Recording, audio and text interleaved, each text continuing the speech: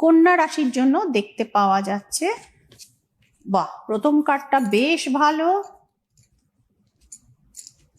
তারপরেরটা আবার খারাপ। আসছি আমি।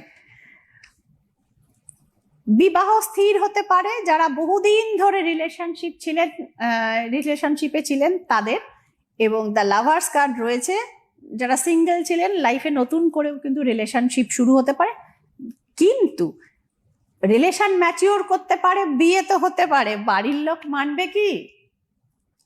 একদম নয়, এখানে বড় গন্ডগোল দেখাচ্ছে, এবং বাড়ির লোকের চাপে কিছু লোকের রিলেশনশিপ ব্রেক করতে পারে, সেটাও কিন্তু দেখাচ্ছে।